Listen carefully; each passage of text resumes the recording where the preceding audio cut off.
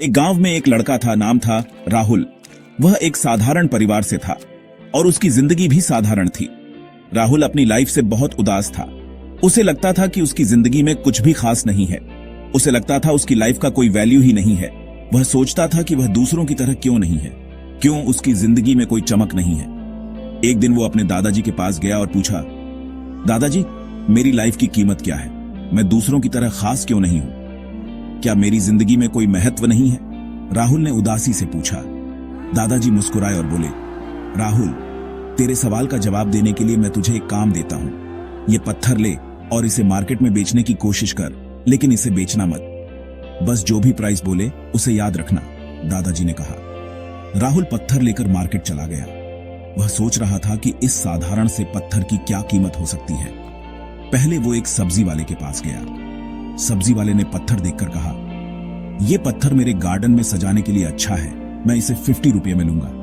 राहुल कुछ नहीं बोला और आगे बढ़ गया। वह सोच रहा था कि क्या सच में इस पत्थर की इतनी ही कीमत है। फिर वो एक जौहरी के पास गया। जौहरी ने पत्थर को ध्यान से देखा और कहा, यह पत्थर बहुत कीमती लगता है, मैं इसे 50,000 रुपये में ले सकता हूं। राहुल हैरान रह गया।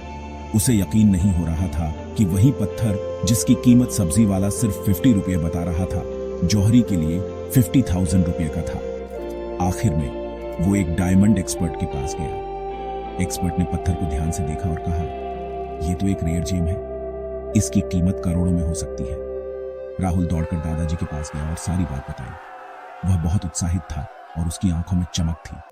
दादाजी मुस्कुराए और बोले, देखा राहुल, एक ही चीज की कीमत इस बात पर डिपेंड करती है कि उसे कौन देख रहा है।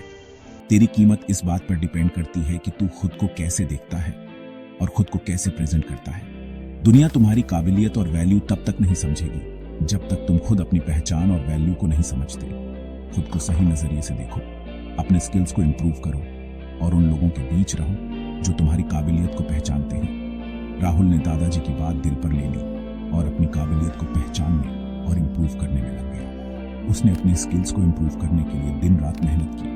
वह अपने काम में पूरी लगन और मेहनत से जुट गया। धीरे धीरे उसने अपनी वैल्यू बढ़ाई और अपने गांव में सबसे इंस्पिरेशनल बंदा बन गया। लोग उसकी मेहनत और काबिलियत की तारीफ करने लगे। दोस्तों, अगर आपको ये वीडियो पसंद आई हो तो इसे ज्यादा से ज्यादा शेयर करो और हमारे चैनल को सब्सक्राइब करो। धन्यवाद।